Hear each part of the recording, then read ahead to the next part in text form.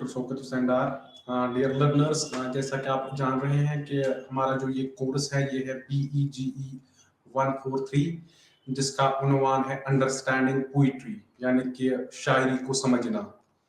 तो इसमें हमारे पास 4 ब्लॉक्स हैं। तो पहला जो हमारे पास ब्लॉक है उसमें हमने ब्रिटिश पोइट्री को करना है।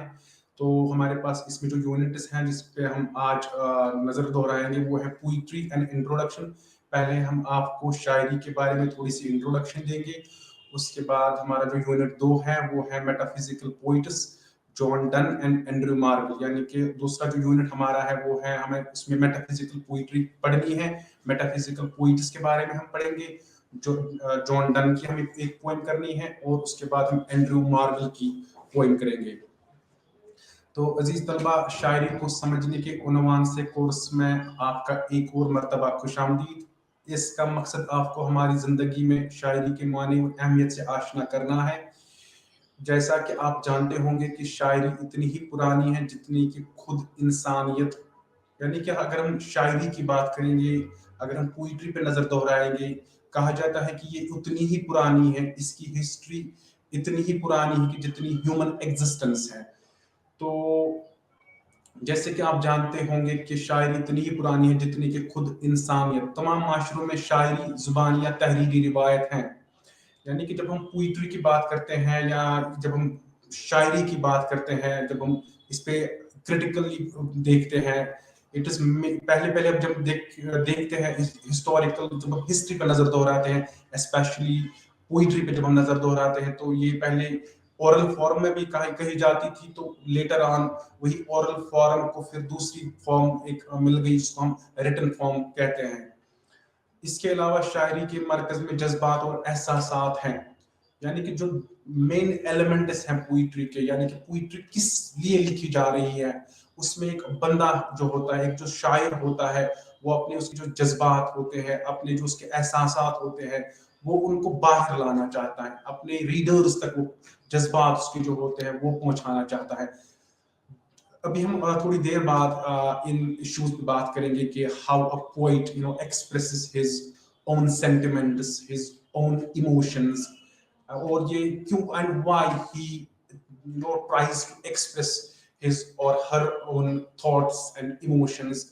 वो क्या वजूहात हैं कि एक बंदा अपने जो उसके इमोशंस हैं, उसके जो जज्बात हैं, उसके जो सेंटिमेंट्स हैं, उनको वो दूसरे लोगों के साथ शेयर करना चाहता है, उनको वो दूसरे लोगों तक पहुंचाना चाहता है।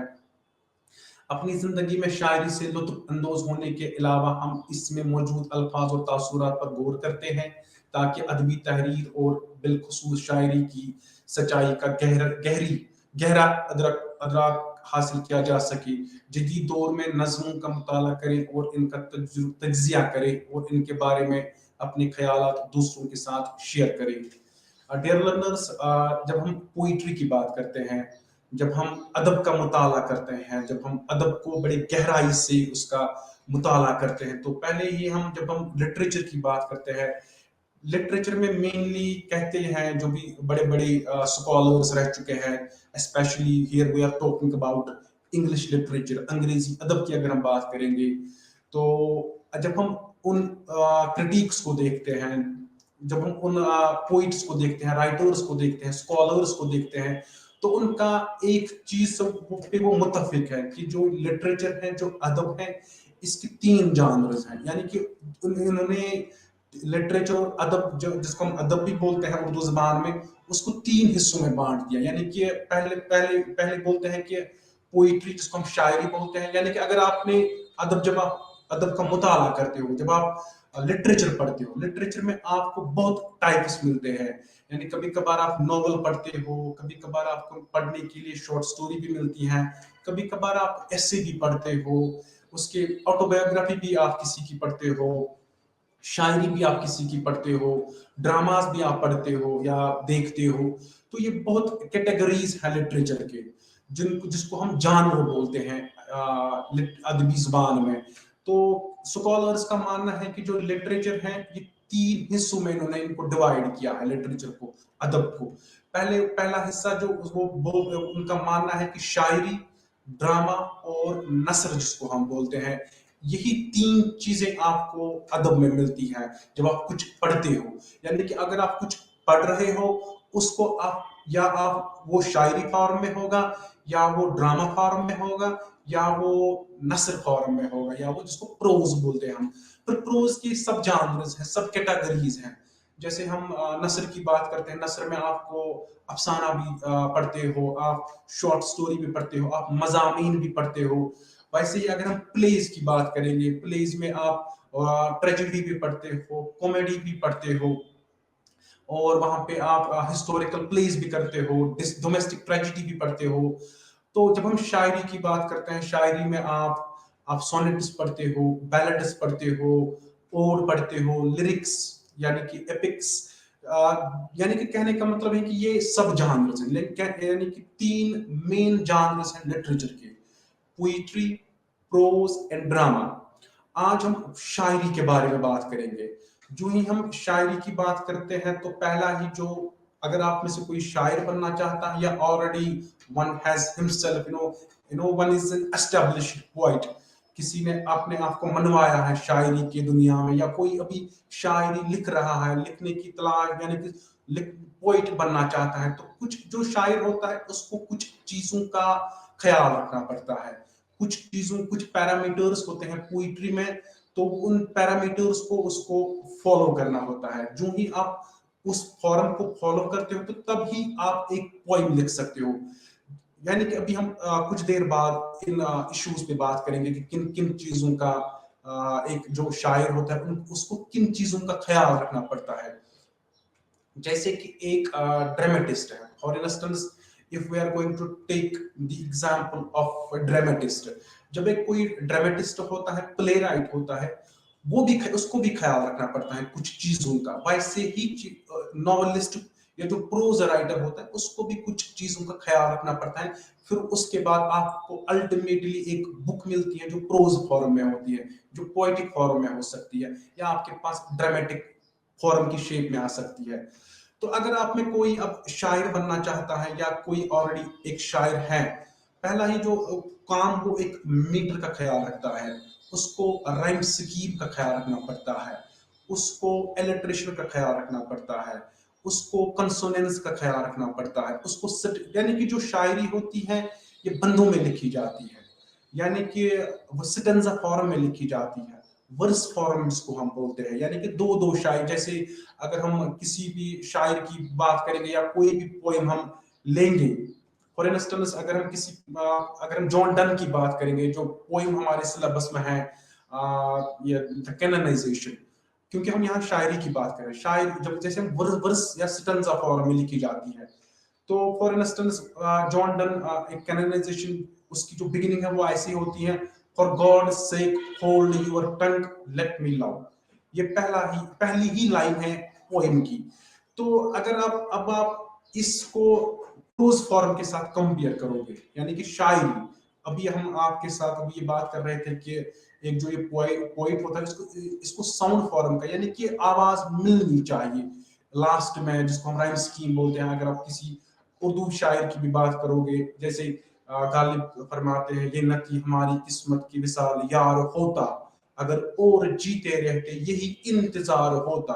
होता होता, यानी कि जो लास्ट वाली राइम स्कीम इसी को बोलते हैं, जब आपको एक ही साउंड लास्ट में देखने को मिलता है, या जहां पे आपको आवाज मिलती जुलती नजर आ रही है। जैसे अगर मैं फिर से आपके पास आपके सामने ये शेर रखूं, जैसे गालिब ने लिखा है: ये न थी हमारी किस्मत कि विसाल यार होता, अगर और जीते रहते। ये न थी हमारी किस्मत, यानी कि त फॉर्म जिसको उर्दू में बोलते हैं, होता होता, यानी कि साउंड आपको एक ही मिलती जुलती आवाज आपको नजर आ रही है। जैसे एक और शायर मेरे जहन में आ रहा है, जैसे वो मोमिन खान मोमिन का है: तुम हमारे किस तरह न हुए वरना दुनिया में क्या नहीं होता। तो एक जो शायर होता है, इसको राइम स्कीम का ख्याल रखना पड़ता है। ये स्ट्रेंजा फॉर्म में लिखी जाती है, ये आप प्रोज फॉर्म में नहीं देखते हो। जब आप नॉवल पढ़ते हो, जब आप शॉर्ट स्टोरी करते हो, जब आप ऑटोबायोग्राफी पढ़ते हो, ट्रेवलॉग्स पढ़ते हो, एसेज पढ़ते हो, वहां पे मेनली वो सेंटेंसेस में लिखी जाती है, लाइन्स में लिखी जाती है। यानी कि वहां पे आप पैराग्राफ्स में पढ़ते हो। आपने बहुत मर्तबा जो नॉवल से आपने नॉवल की स्टडी की होगी, आपने नॉवेल्स बहुत सारी पढ़ी होंगी, शॉर्ट स्टोरीज का भी आपने मुताला किया होगा। आपने यूजुअली क्या देखा होगा कि अब वो जो शॉर्ट स्टोरीज होती है, नॉवेल्स होती है, वो यानी कि वो सेंटेंसेस में होती है, वो पैराग्राफ्स में होते हैं। आप एक पैराग्राफ देखते हो, उसके बाद जो ऑथर होता है वो दूसरे पैराग्राफ में चला जाता है। वैसे ये आप जब शायरी पे नजर दौड़ाते हो, शायरी usually you don't find poetry which it's never written in paragraphs, it's never written in sentences, it's always written in verse form। जैसे अभी हम बात कर रहे थे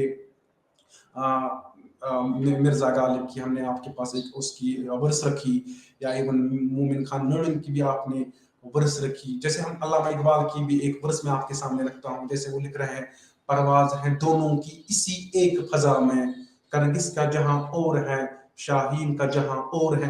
यानी कि कुछ अल्फाज उनकी रिपीटेशन हो रही है, यानी कि कहीं पे आपको अल्फाज ऐसे मिल रहे हैं जिनकी आपको साउंड यानी कि आवाज मिलती जुलती है।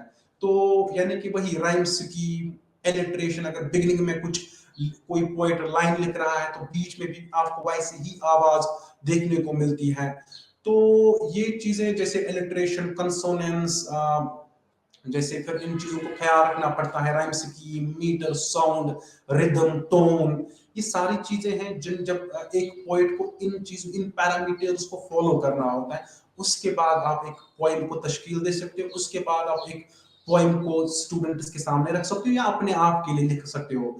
तो ये चीजें आप नस्र में नहीं देखते हो, ये चीजें आप ड्रामेटिक फॉर्म में नहीं देखते हो। अगर आपने ड्रामा देखा होगा या इवन अगर आपने ड्रामा पढ़ा होगा, किसी का भी ड्रामा आपने पढ़ा होगा, चाहे आप किसी भी ड्रामेटिस्ट की बात करोगे, चाहे आपने शेक्सपियर का किंग लियर पढ़ा होगा, मैकबेथ पढ़ा होगा, उसी का एक और फेमस प्ले है हैमलेट, जितने भी उसने प्लेज लिखे हैं वहां पे, या किसी और जैसे ड्राइडन का all for love, murder cathedral है टीएस एलियट का एक फेमस प्ले, तो द कॉन्फिडेंशियल क्लर्क उसका एक और फेमस प्ले है। जब आप उन प्लेस को देखते हो, अगर हमें अब कंपेयर या कंपैरेटिव स्टडी करनी होगी, मेन डिफरेंसेस जानने की कोशिश करेंगे हम कि एक शायरी को हम दूसरे ब्रांच से कैसे डिस्टिंग्विश कर सकते हैं, शायरी कैसे मुख्तलिफ है ड्रामा से, शायरी कैसे मुख्तलिफ है नसर से। तो ये चीजें आपको याद रखनी है कि एक शायरी में आप वो चीजें देखते हो जो शायद आप नसर में नहीं देख पाओगे, जो इवन आप ड्रामा में नहीं देख पाओगे।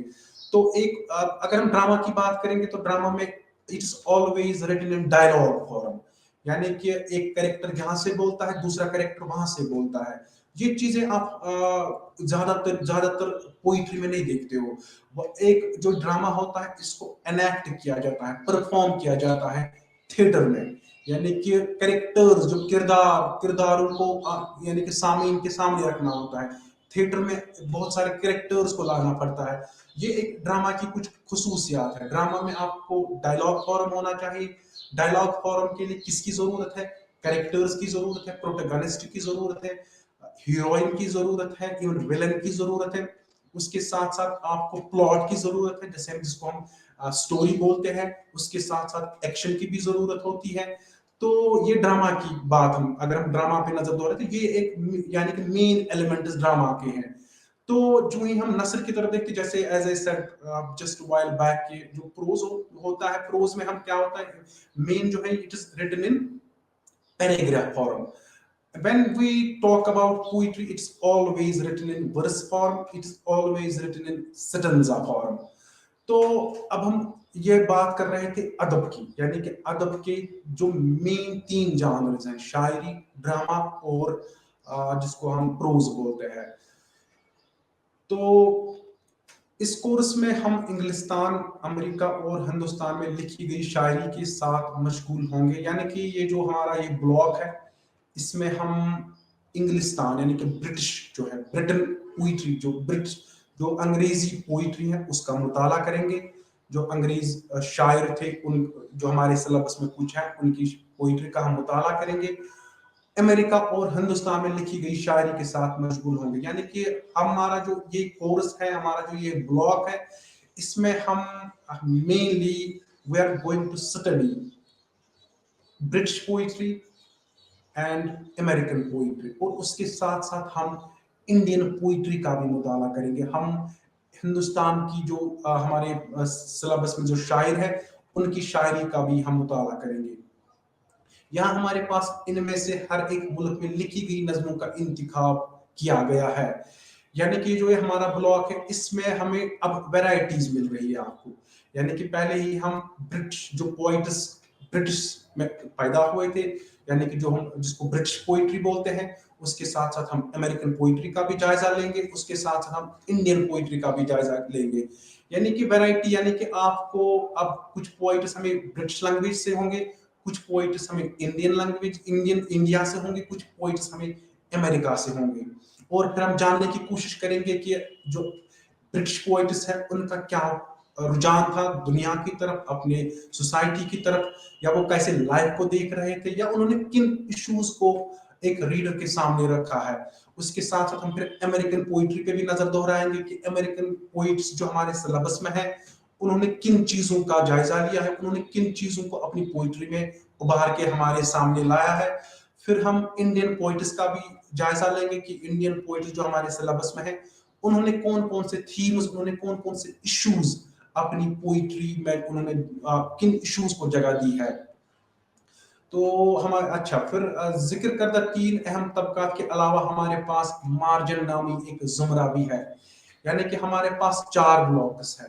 पहले ब्लॉक में हम ब्रिटिश पोइट्री करेंगे, दूसरे ब्लॉक में हम अमेरिकन पोइट्री करेंगे, तीसरे ब्लॉक में हमें इंडियन पोइट्री के बारे में जानने की कोशिश करेंगे। उसके साथ साथ हमारे पास चौथा ब्लॉक है, उसमें हम मार्जिन पोइट्री, यानी कि उसमें हम जो जैसे वो मार्जिनल पोइट्री जिसको बोलते हैं, जो कम, जैसे वो वीकर सेक्शन जिसको बोलते हैं, मार्जिनल पोइट्री जिसको हम बोलते हैं, जो लोग वीकर सेक्शन जिनको हम बोलते हैं, या पसमानदा तबका जो होता है, उनमें से भी किसी कुछ शायरों को हमने अपने इस सिलेबस में पढ़ना है।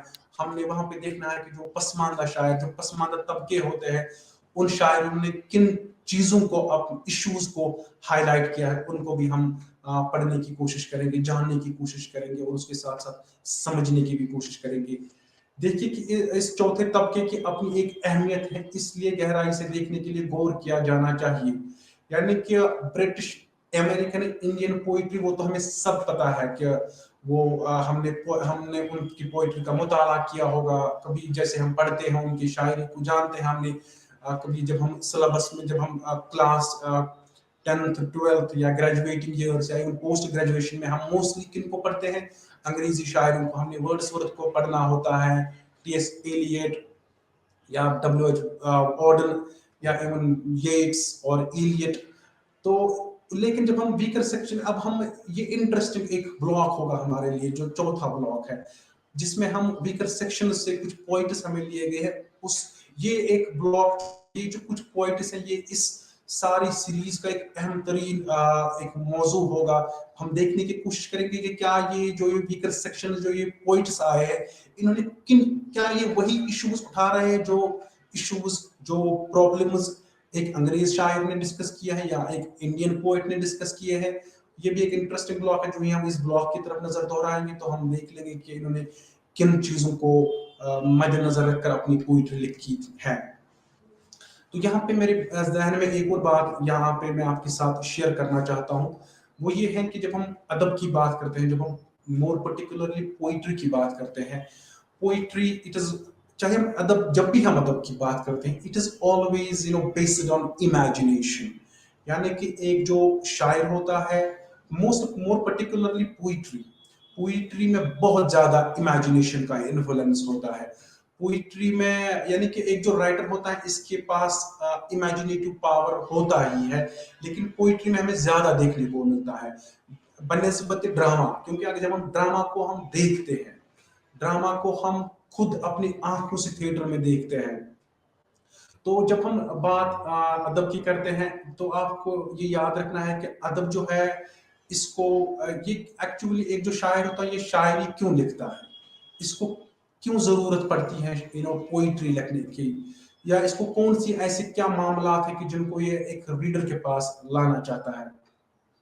एक जो शायर होता है, आपको याद रखना है कि he is having a supreme power of imagination, अभी जो हम बात कर रहे थे।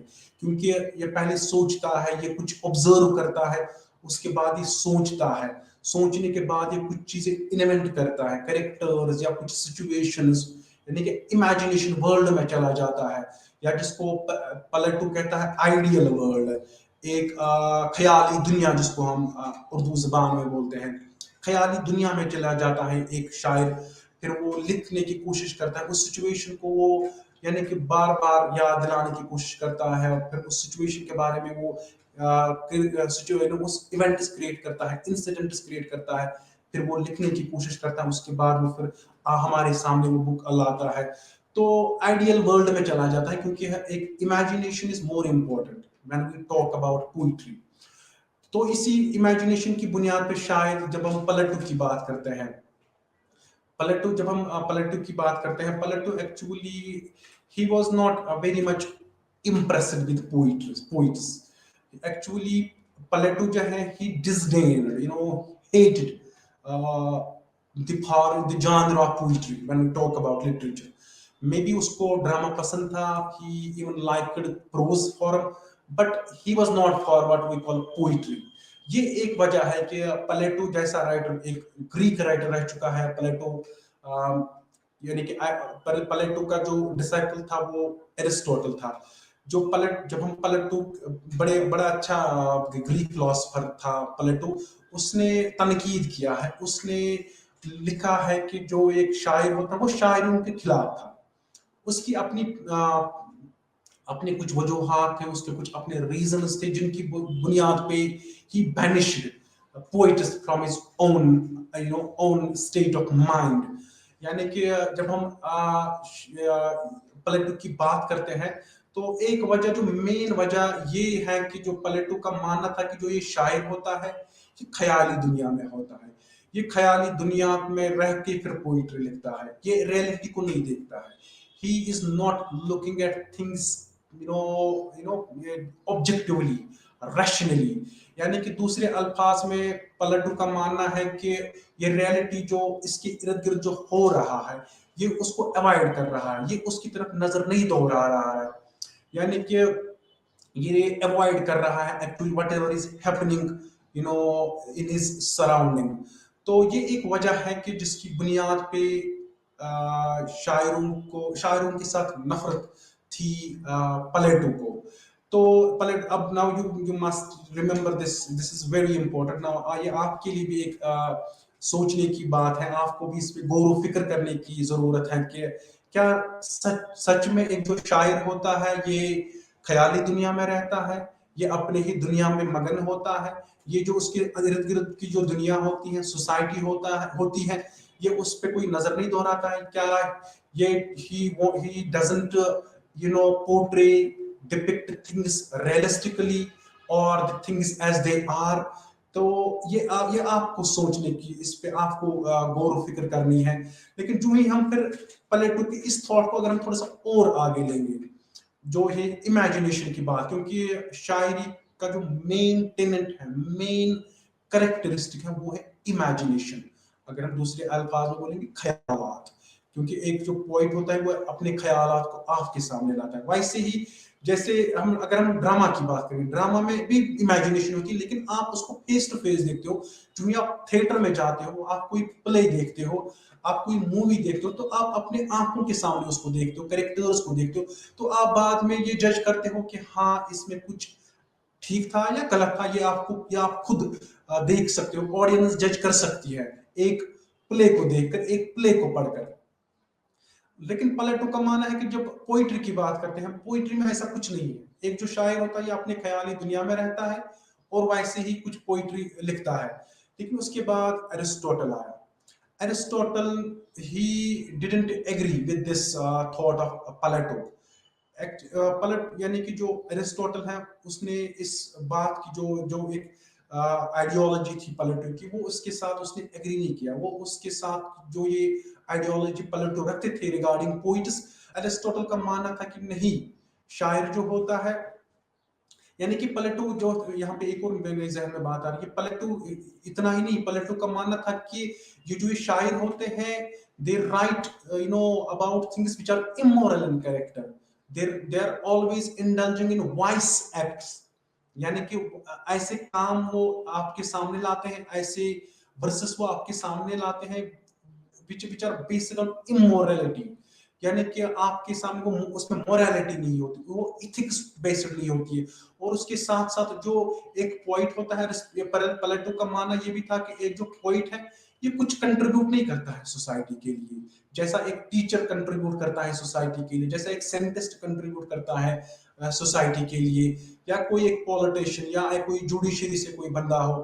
प्लेटो का मानना है हर एक बंदा कुछ न किसी तरीके से कंट्रीब्यूट करता है समाज के लिए, कुछ न कुछ वो देता है समाज के लिए, चाहे वो कारपेंटर की ही बात क्यों ना करे, मेसन की ही बात क्यों ना करे, या एक शॉपकीपर की ही बात क्यों ना करे। ये अरिस्टो यानी कि प्लेटो की दुनिया में हर एक बंदे का अपनी अपनी जगह पे वैल्यू है, एक्सेप्ट पॉइंट।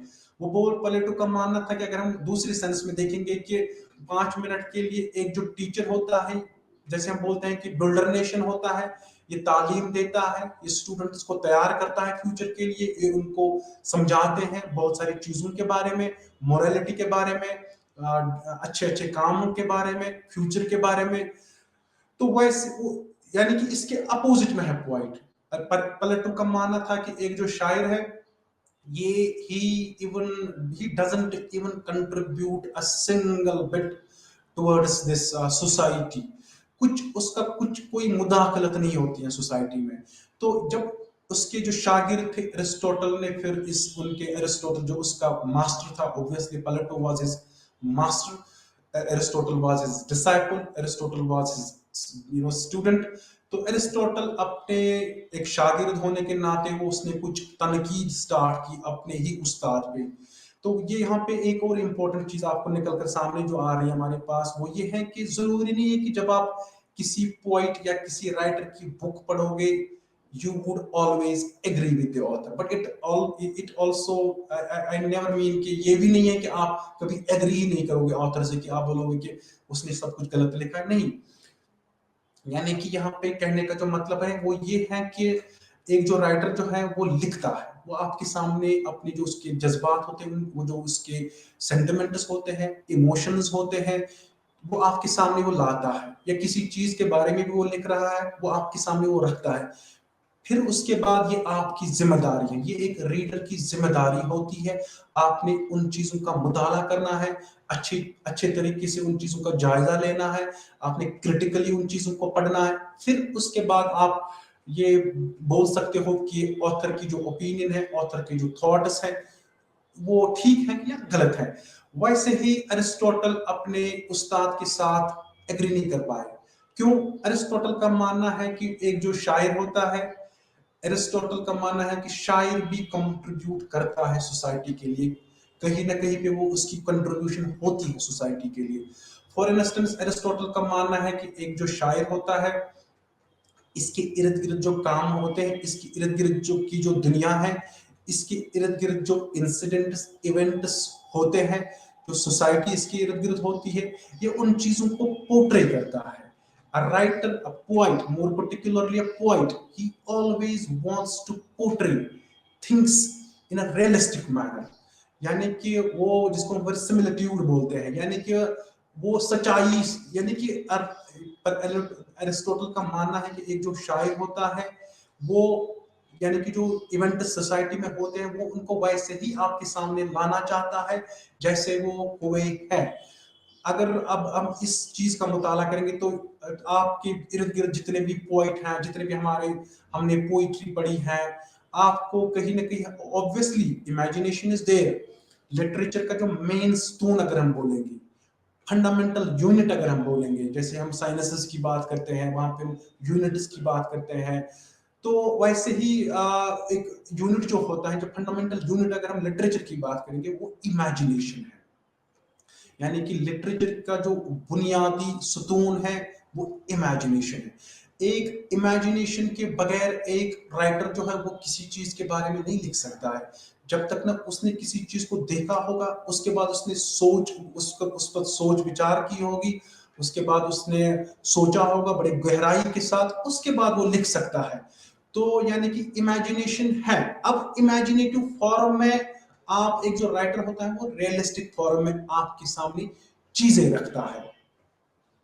तो अब आपके लिए ये इंपॉर्टेंट एक बात थी जो मैं आपके साथ शेयर करना चाहता था, वो ये था, ये इंपॉर्टेंट चीज थी कि प्लेटो और एरिस्टोटल में जो मेन मुद्दा था, मेन जो उनके जो हम कॉन्फ्लिक्ट देखते हैं, जैसे प्लेटो का मानना था कि शायर आइडियल फॉर्म में होता है, इमेजिनेशन वर्ल्ड में रहता है, लेकिन एरिस्टोटल का मानना है कि वैसी बात नहीं है। एक जो पॉइंट होता है वो खाली पोर्ट्रे नहीं करता है, खाली उन चीजों को डिपिक्ट नहीं करता जो उसके इर्द गिर्द होती नहीं, वो आपको इंस्पायर भी करता है। वो एक रीडर को इंस्पायर करता है काम करने के लिए, उसके जो जज्बात हैं उसको वो, यानी कि उसकी उसकी जो इंस्पायरेशन जो लेवल होती है उसको वो आगे लाना चाहता है, उसको इंस्पायर करना चाहता है कि आप ये काम कर लो। तो यानी कि पलट अरिस्टोटल का मानना है कि एक शायर वैसा ही काम करता है जैसे एक टीचर काम करता है अपने स्टूडेंट्स के लिए। फॉर इंस्टेंस कैसे, अगर हम बात करेंगे इकबाल की, किसी और पोएट की, आप किसी और राइटर को भी ले सकते हो। हियर देयर कम्स दिस एक थॉट मेरे जहन में आ रहा है इकबाल के रिलेटेड। तो इकबाल ने, जैसे हम इंस्पिरेशन की बात करेंगे अभी, क्योंकि इकबाल ने शाहीन का जो उसका एक कॉन्सेप्ट है, शाहीन की सिंबल्स उसने अपनी पोइट्री में इस्तेमाल किए हैं। तो ईगल जिसको हम बोलते हैं, एक bird, eagle it's a bird. लेकिन इकबाल को क्या जरूरत थी, क्योंकि हम यहाँ बात कर रहे हैं एरिस्टोटल की।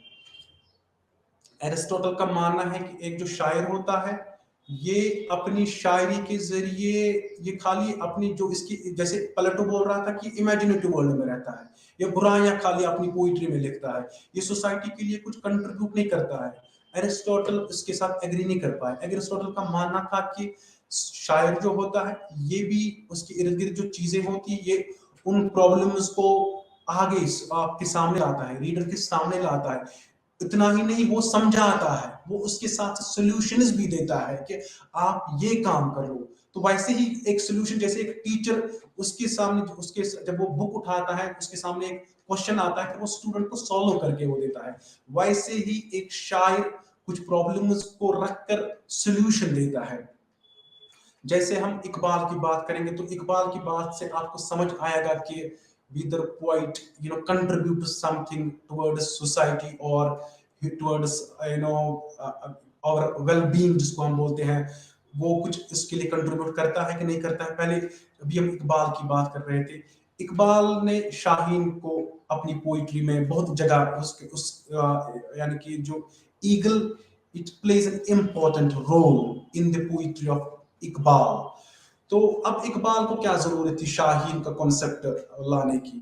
शाहीन एक simple, it's bird like any other bird, लेकिन इकबाल, जैसे अभी इमेजिनेशन की बात कर रहे थे, ये बड़े इमेजिनेटिव पावर को फिर रियलिस्टिकली एक रीडर के पास लाना, यानी कि रियलिस्टिकली चीजों के आपके सामने लाना, यानी कि एक आपको देखना है कि पोएट की गहराई कहाँ तक होती है, पोएट का जो सोच होता है ये कहाँ तक सोचता है, इसकी जो नॉलेज है, इसका जो जिसको हम पावर ऑफ इंटेलेक्ट बोलते हैं, वो विजडम जो इसके पास होती है ये बहुत दूर की होती है। जैसे एक हम यूजुअली बोलते ही है कि एक जो पोइट होता है ये एक्चुअली विजनरी होता है, इसकी नजर बहुत दूर तक होती है, ये चीजों को बड़े गहराई के साथ देखता है, जानने की कोशिश करता है, ये सिचुएशन को देखता है बड़ी गहराई के साथ।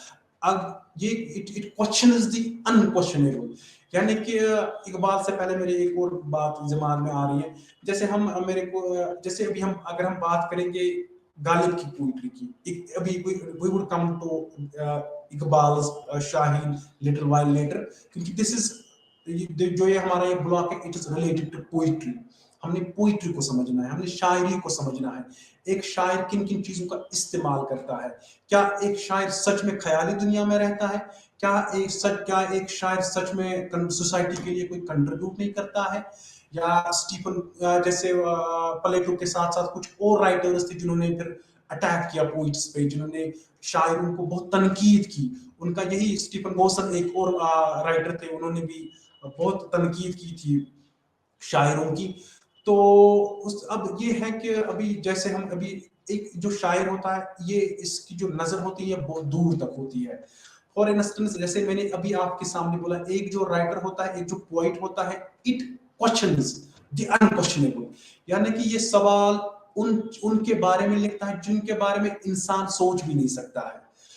जैसे हम नॉर्मली बोलते हैं, एक बंदा एंजाइटी में होता है, परेशानी की हालत में होता है, गमजदा होता है, अफसरदा होता है, तकलीफ में होता है, तो गालिब, जैसे हम गालिब की पोइट्री पढ़ते हैं, वहां पे हमें यही चीज देखने को मिलती है। गालिब की भी पोइट्री में आप यही चीज देखोगे कि वो बार बार आपको वहां पे गालिब की पोइट्री में यही मिलता है, आपको देखने को मिलता है कि अब ये जो ये जिंदगी है, यहाँ पे खाली रंजो गम है, यहाँ पे खाली a man lives a life in isolation, disappointment, you know, he's always dejected, disappointed, यानी कि एक enraged, यानी angry, यानी कि he's always lamenting on his destiny, वो कुछ चाहता है लेकिन चाह कर भी वो काम नहीं होता है। तो फिर जब आप, जैसे उस गालिब एक जगह लिखते भी हैं, मौत का एक दिन मुईन है, नींद क्यों रात भर नहीं आती। तो गालिब का he is always, he was always obsessed with this what we call death, यानी कि Ghalib believed death is the solution for all problems, for all worries and anxieties, जो भी दुनिया में है, जितनी भी प्रॉब्लम्स दुनिया में है, उसकी जो एक ही जड़ है, उसकी एक ही दवा है। whatever, जितनी भी मैलेडीज इस दुनिया में है, उसकी एक ही दवा है, वो क्या है? डेथ। यानी कि यू आर डेड, उसके thereafter you won't feel sense this, जैसे वो सैडनेस, इवन जैसे आप अभी लो फील कर रहे हो, गालिब का यही मानना है ना, जैसे वो लिख भी रहे हैं एक जगह, गम हस्ती का असद किससे हो जुज मुर्ग इलाज, शम्मा हर रंग में जलती है सहर होने तक।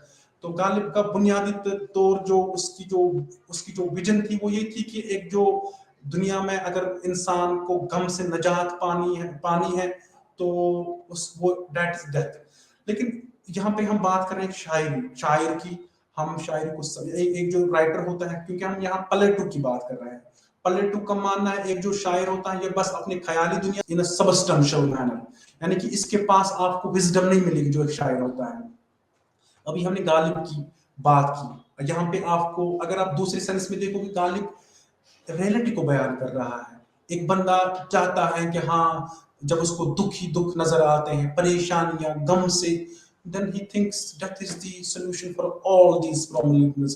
Only death can rescue him from this earthly life, earthly desires, earthly dejection. लेकिन वहीं पे एक और शायर रह चुके हैं, मोहम्मद इब्राहिम ज़ोक। वो लिखते हैं, एक जगह वो फरमाते हैं गालिब की बिल्कुल जैसे एक गालिब लिखते हैं कि परेशानी से बेहतर है कि इंसान इस दुनिया से ही जाए, तो उसी के साथ उसकी जितने भी गम है, परेशानी है, वो खत्म हो जाएंगी। लेकिन यहाँ पे इब्राहिम ज़ोक की एक वर्स मेरे दिमाग में आ रही है, मेरे जहन में आ रही है, वो विच इज वेरी इंपॉर्टेंट। ये शायद एक साइंटिस्ट भी इसको आंसर नहीं दे सकता है। Even doesn't matter how much, यानी कि how much pragmatist, logical, rational you are.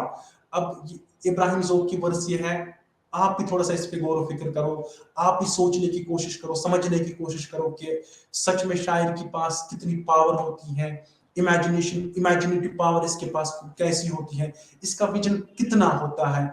ये एक मैन ऑफ विजडम जिसको बोलते हैं, ये होता है कि नहीं होता है। वो फरमाते हैं, मोहम्मद इब्राहिम ज़ोक का मैं एक अशार आपके पास रखता हूँ। वो लिखते हैं, अब तो घबरा के कहते हैं कि मर जाएंगे, अब तो घबरा के कहते हैं कि मर जाएंगे, मर के भी चैन न पाया तो किधर जाएंगे। तो it's a beautiful wonderful verse.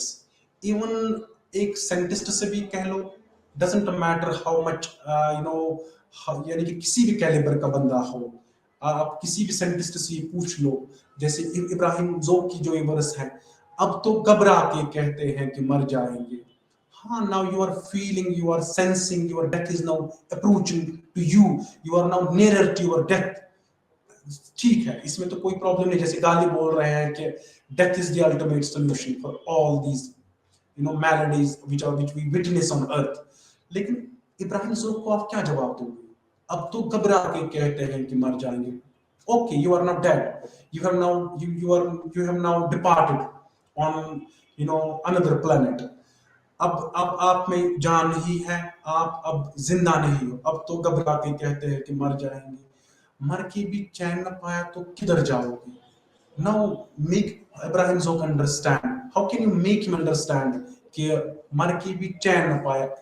Ghalib कह रहा है कि डेथ के बाद क्या है? आपको आराम ही आराम मिलेगा, आपको कोई परेशानी नहीं होगी। जैसे कुछ लोग सुसाइड का भी सोचते हैं, सुसाइड करते हैं, लेकिन अब उनको कई गालिब जैसे इब्राहिम ज़ोक ऐसे भी इब्राहिम ज़ोक की इस वर्ष में क्या देखने को मिल रहा है? No one knows even what is going to happen after your death। You never know whether you are going to get this rest after death or not।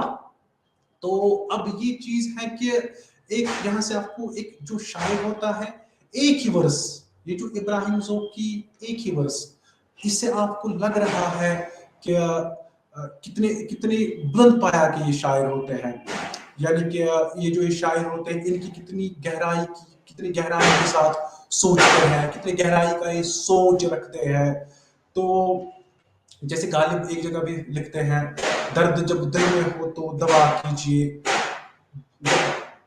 इसके बाद ऐसे ही कुछ शार देखने को मिलते हैं आपको, चाहे गालिब की पोइट्री आप पढ़ोगे या किसी और शायर की आप पोइट्री पढ़ोगे। तो उसके बाद अगर हम किसी और पोइट्री, जैसे हम पोइट्री की बात कर रहे हैं, तो अब आपको यहाँ से समझ आ रहा है कि एक जो पोइट होता है, एक जो शायर होता है, ये बहुत सारी चीजों के बारे में लिखता है।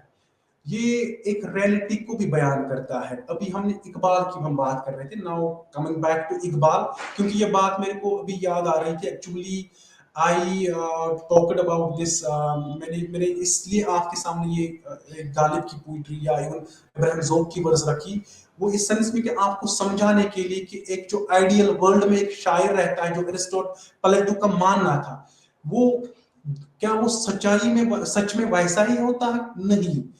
एक जो पोइट होता है, शायर होता है, ये सोसाइटी में रहता है, इस सोसाइटी को देखता है, इस सोसाइटी में जो इसकी चीजें इर्द गिर्द होती है उनको रियलाइज करता है, एक्सपीरियंस करता है, फिर उन पे अपना तज्जिया देता है।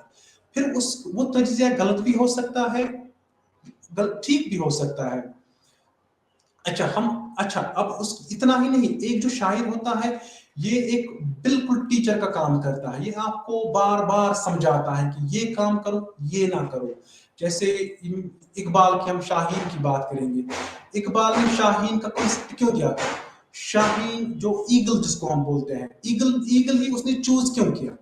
इतने सारे बर्ड्स, अब इकबाल ने ईगल को इसलिए चूज किया। Eagle stands for self-reliance, self-respect, continuous struggle, endurance, patience, valor, power। यानी कि जब अगर आप फेलियर्स देख रहे हो अपने लाइफ में, उनको एक्सेप्ट करो, उसके बाद उन फेलियर्स पे कैसे काबू करना है। Be like an eagle.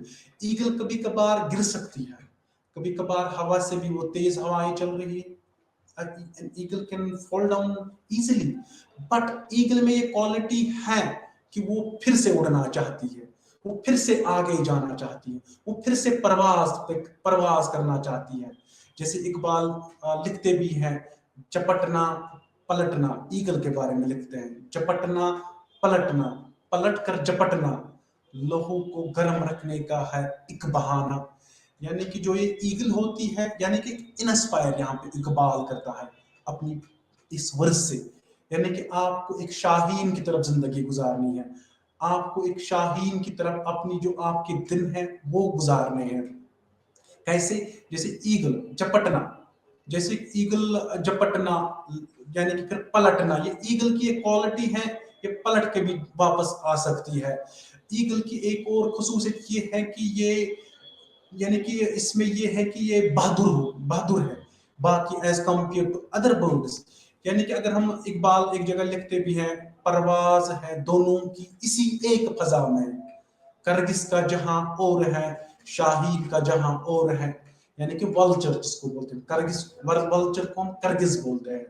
Culture यानी कि जब हम किसी भी कल्चर में अगर हम देखेंगे वल्चर को, करगिस को, तो वहां पे it's a symbol of death, darkness, invisibility. जब हम बात किसकी करते हैं, करगिस की। इकबाल ने अपनी इस वर्स में क्या लिखते हैं, परवाज है दोनों की इसी एक फिजा में, यानी कि दोनों उड़ते हैं। अभी हम बात करें वाई इकबाल, उसने इन्वेंटेड दिस कॉन्सेप्ट ऑफ शाहीन इन हिज पोइट्री, वाई शाहीन appealed him. There are so many birds across the world, so why Iqbal choose this eagle only? Because eagle stands apart from other birds. In what sense? As I said just a while back, eagle stands for self reliance, यानी कि self respect, continuously struggle करती है। इसको पता है ये continuously ऊपर की तरफ प्रवास करना चाहती है। डजंट मैटर कि ये कितनी थक कर भी अगर इसको गिरना पड़े, ये फिर उड़ना चाहती है। जैसे इकबाल लिखते भी हैं, अच्छा यहाँ पे हम वो एक और अशार में कुछ उसके आपके सामने रखता हूँ। जैसे वो लिखते हैं, तू शाहीन है, परवाज है काम तेरा, तेरे सामने आसमां और भी है। यानी कि अभी ये जो ईगल हो है ना, इसको पता है जब भी ये प्रवास पे जाती है, इसको पता है ये आगे की तरफ जाना चाहती है, उड़ना चाहती है, ये इस स्पेस में रहना चाहती है, ऊंचाई की तरफ जाना चाहती है। तो यहाँ पे आपको अब दिख रहा है एक जो पॉइंट है, ये आपको इंस्पायर करता है, ये आपको समझाता है, सिखाता है कि लाइफ को ऐसे जियो। जैसे रॉबर्ट फ्रॉस्ट, उसकी भी एक इंपॉर्टेंट पोएम है। जैसे वो लिखते हैं एक जगह, the woods are lovely, dark and deep, but I have promises to keep. The woods are lovely, dark and deep, but I have promises to keep, and miles to go before I sleep, and miles to go before I sleep.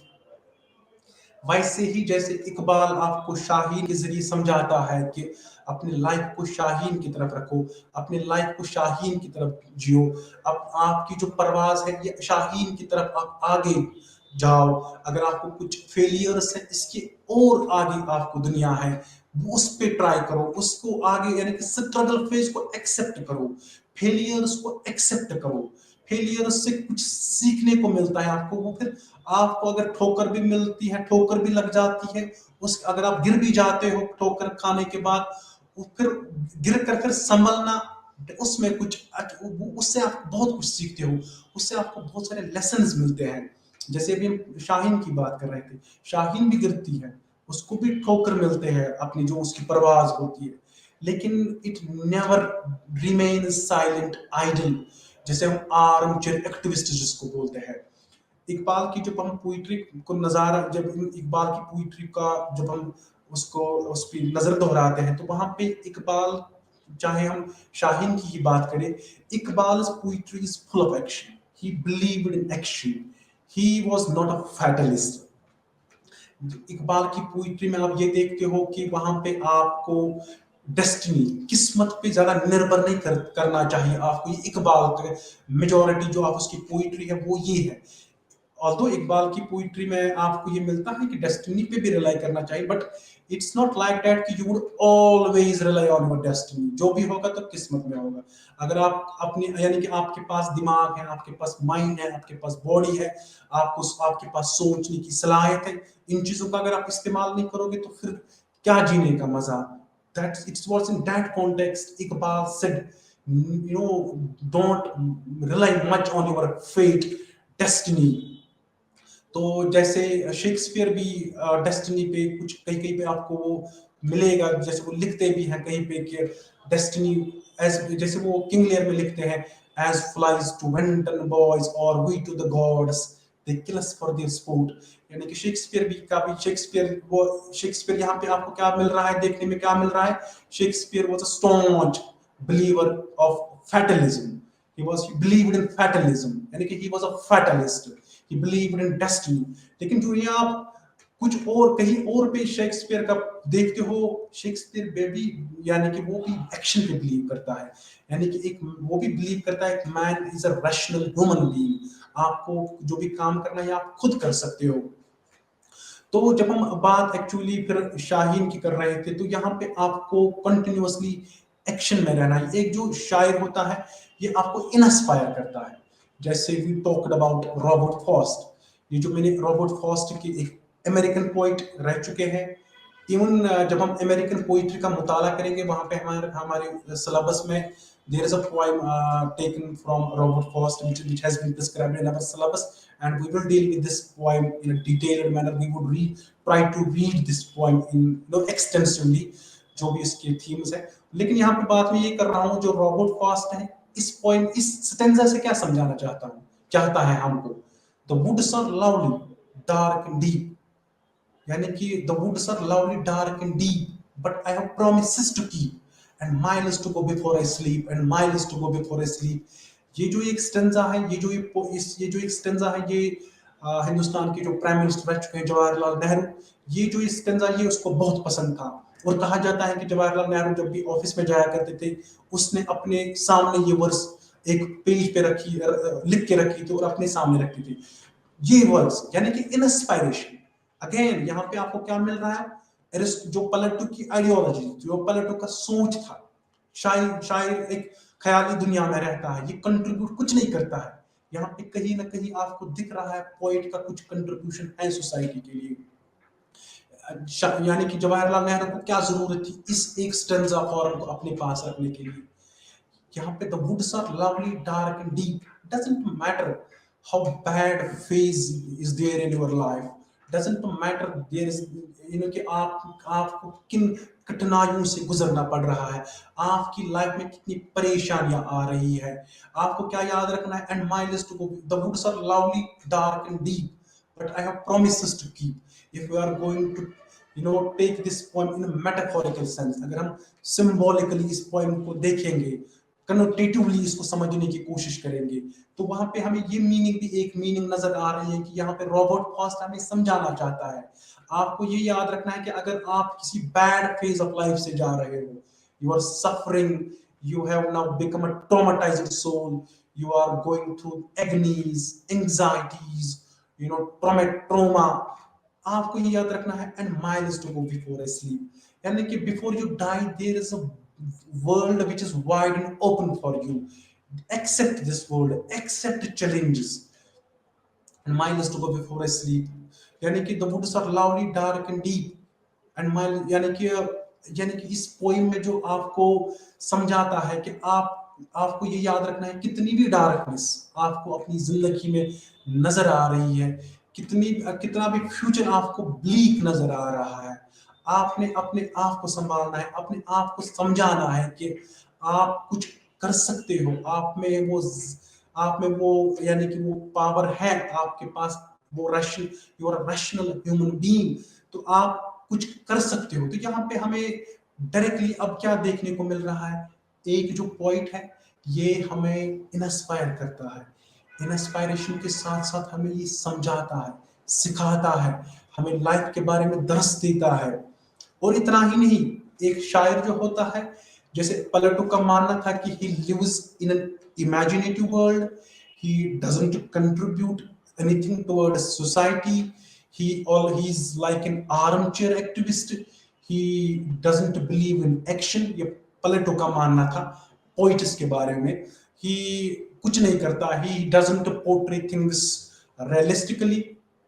नहीं, ऐसी बात नहीं है। यहाँ पे मेरे जहन में एक और पोएम याद आ रही है, एक पोइट याद आ रही है, यूनिस डिसूजा। यूनिस डिसूजा एक हिंदुस्तानी शायर थी, उन्होंने अब बहुत सारी पोएम्स लिखी हैं यूनिस डिसूजा। उसकी एक पोएम है मैरिजेस आर मेड। इस पोएम का जब आप मुताला करते हो, यहाँ पे क्योंकि हम बात किसकी कर रहे हैं, प्लेटो की बात कर रहे हैं। We are here trying to critique, trying to evaluate Plato's ideology, Plato's thought that a poet never contributes anything toward society. A poet is an ideal human being. He is an armchair activist. He lives imaginary world. He always tries to create a fanciful world before his readers. नहीं, ऐसा कुछ नहीं है। जब आप TS Elliot की बात करोगे, इकबाल की बात करोगे, कमला दास की बात करोगे, यूनिस डिसूजा की बात करोगे, यीट्स की बात करोगे, रॉबर्ट फॉस्ट की बात अगर हम करेंगे, इवन अगर हम शायरी में विलियम वर्ड्सवर्थ की पोइट्री का जायजा लेंगे, या इवन अल्फ्रेड टेनिसन की पोइट्री का जायजा लेंगे, तो वहां पे हमें दिख रहा है एक जो पोइट है ये सोसाइटी के लिए बहुत कुछ कंट्रीब्यूट करता है। इतना ही नहीं, ये आपको समझाते हैं, बार बार समझाते हैं कि आपको ये वाला पाथ लेना है, आपको ये वाला पाथ छोड़ना है। जैसे हम टीएस इलियट की बात अगर हम करेंगे, T S Eliot what you find in T S Eliot's poetry, when you read T S Eliot's poetry, more particularly his poems like The Hollow Man and The Wasteland, वहां पे आपको क्या देखने को मिल रहा है? T S Eliot critiques Western civilization. He critiques Western, censures, denounces Western civilization in what context, in what sense? वो उनको क्रिटिक करता है because he believed Western civilization जो है it is deviating from the path of righteousness. It is more or less it has now become spiritually barren, emotionally sterile. तो वहां पे आपको ये देखने को ये चीजें मिल रही है कि यानी कि एक पॉइंट आपको जो भी चीजें उसको दिख रही है सोसाइटी में, जो बुराइयां सोसाइटी में हो रही है, उन चीजों उन्हीं को, उन बुराइयों को वो आंख के सामने लाता है। Not only this, he even tries to provide solutions to whatever maladies he is witnessing in his society. जैसे हम यूनिस डिसूजा की बात अभी हम कर रहे थे, marriages are made, marriages are made में यूनिस डिसूजा किस चीज को हाईलाइट करती है? वो एक्चुअली जब आप उस पोएम का मुताला करते हो, वहां पे वो एक गर्ल जो होती है, स्पेशली एन इंडियन ब्राइड, वो हिंदुस्तानी जो एक लड़की होती है, वो उसमें बयान करती है marriages are made. Read this poem, it's a wonderful poem. In this poem you would see how firmly Eunice D'Souza criticizes, censures patriarchy. एक जो ब्राइड होती है, एक जो दुल्हन होती है, इसको किन किन कठिनाइयों का सामना करना पड़ता है, इस एक दुल्हन को यानी कि दुल्हन बनने के लिए कौन कौन से मुश्किलातों का सामना करना पड़ता है, वो एक एगोनाइजर सोल बनती है।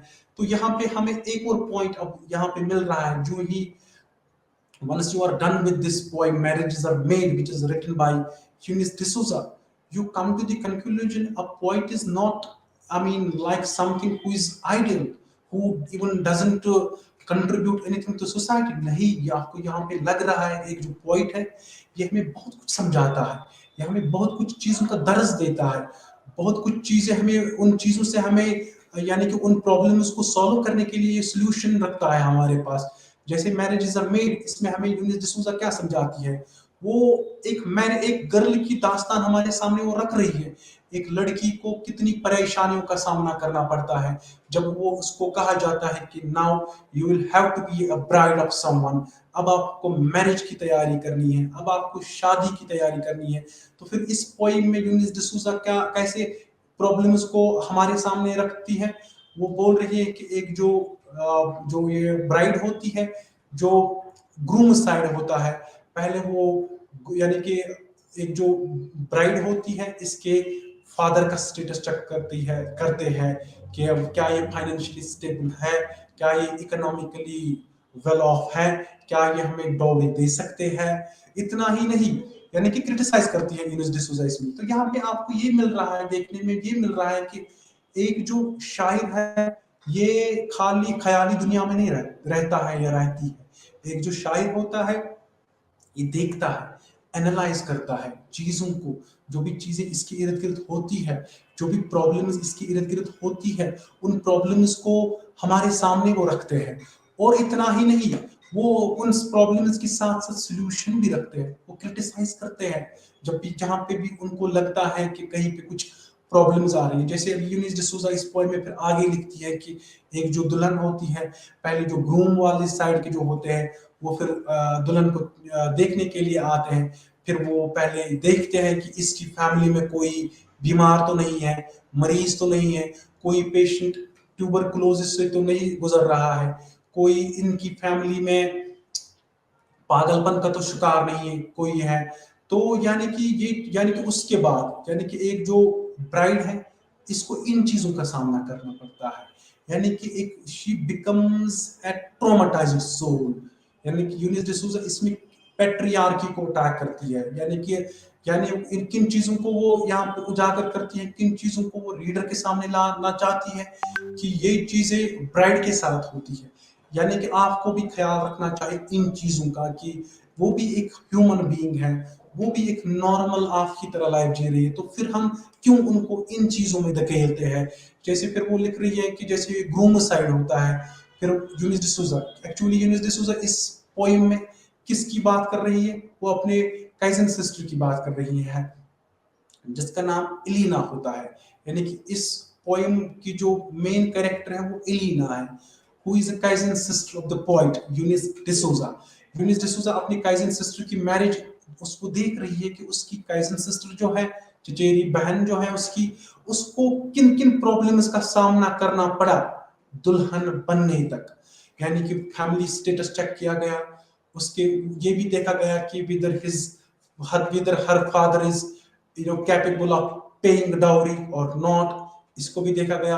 ये भी देखा गया कि whether there is any family member suffering from tuberculosis or madness। जब ये भी लगा कि नहीं कोई पेशेंट नहीं है वहां पे, फिर उसके बाद उन्होंने देखा कि फिर उन्होंने इलीना का खुद चेक किया। इलीना जैसे नॉर्मली जाते हैं ग्रूम्स और ब्राइड साइड एक दूसरे के सामने वो आते हैं देखने के लिए, यूनिस डिसूजा उसको क्रिटिसाइज नहीं करते, वो इट्स ओके कि आप एक दूसरे को देख रहे हो, लेकिन फिर जो बाकी चीजें हैं उनको ज्यादा इन ऐसे नहीं लेना चाहिए। तो स्टूडेंट्स अभी हम शायरों के बारे में बात कर रहे थे, तो यहाँ से हमें जो भी हमने स्पेशली हमने प्लेटो की बात की, हमने प्लेटो के जो क्या अब थोड़े से हमने इकबाल की बात की, हमने यूनिस डिसूजा की बात की, हमने टी.एस. एलियट की बात की, तो यहाँ से हमने मिर्जा गालिब की बात की, मोहम्मद इब्राहिम ज़ोक की बात की। तो यहाँ से हमें देखने को ये मिल रहा है कि एक जो शायर होता है ये समाज में रहता है, या समाज में जो चीज़ें होती हैं उनको वो हाईलाइट करता है, उन्हीं के बारे में लिखता है और सच्चाई के साथ लिखना चाहता है। ये एक शायर की खूबी होती है। जो बाकी अभी शायरी के बारे में अभी बहुत बातें करने हैं, अभी और डिस्कशन में बाकी है, वो हम नेक्स्ट लेक्चर में उसके बारे में बात करेंगे। Till then take very good care of yourself. अल्लाह हाफिज़।